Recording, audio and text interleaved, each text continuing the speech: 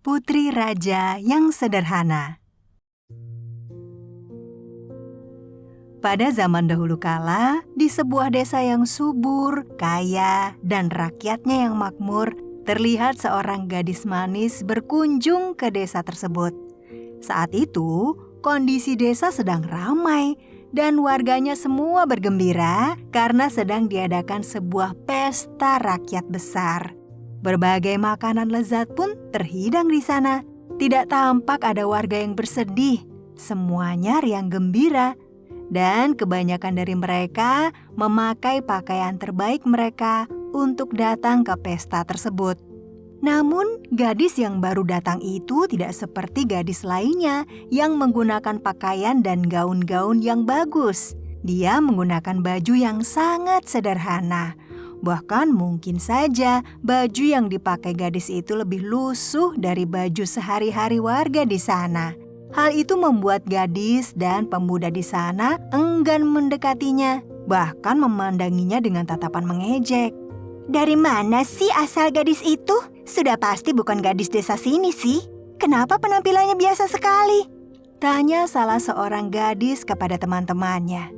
Gadis yang memakai baju sederhana itu mendekati kelompok gadis tersebut, lalu berusaha memperkenalkan diri. Tapi sayangnya, belum sampai gadis itu sempat memperkenalkan dirinya, gadis-gadis lain kelihatan menghindar, enggan menyambut perkenalan gadis itu. Bahkan mereka justru pergi meninggalkan gadis itu sambil bergumam tak jelas dengan nada penuh ejekan. "Memangnya ada yang salah ya dengan penampilanku?" pikir gadis itu bingung. Gadis itu kemudian beralih ke sekelompok pemuda yang tampak sedang berkumpul dan bersenda gurau. "Hai, bolehkah aku bergabung dengan kalian?" tanya gadis itu. Lagi-lagi bukannya disambut, gadis itu malah ditinggal pergi begitu saja oleh para pemuda itu. "Dasar gadis aneh," gumam salah satu pemuda sambil berlalu. "Apakah sesulit itu untuk memiliki teman?" ucap gadis itu pada dirinya sendiri dan ia merasa sangat sedih. Tapi kemudian gadis itu berusaha tidak menghiraukan pandangan orang-orang. Toh ia datang ke tempat itu untuk bersenang-senang, bukan untuk bersedih. Gadis itu pun kemudian menikmati pesta rakyat yang diadakan 1 tahun sekali itu. Alangkah meriahnya pesta itu. Tak lama kemudian, dari kejauhan gadis itu melihat seorang nenek yang sedang berjualan makanan. Kondisi pesta rakyat yang sangat ramai membuat nenek itu kesulitan berjalan. Apalagi tidak ada pengunjung yang peduli padanya. Lalu tiba-tiba, bruk, seorang pemuda tidak sengaja menabrak si nenek. Akibatnya seluruh dagangan nenek itu terjatuh ke tanah. Tapi bukannya menolong, pemuda itu justru berlari kencang. Merasa kasihan, gadis berpakaian sederhana itu segera mendekati nenek si penjual makanan. "Nenek tidak apa-apa?" tanya gadis itu sambil membantu mengambil makanan dagangan nenek yang terjatuh. "Tidak apa-apa, Nak. Terima kasih," balas nenek si penjual makanan. Setelah itu, tiba-tiba saja sang nenek penjual makanan menatap gadis itu lama sekali, seolah ia berusaha mengingat-ingat sesuatu. Tatapannya sangat lekat. "Sepertinya aku pernah melihatmu, Nak. Tapi di mana ya?"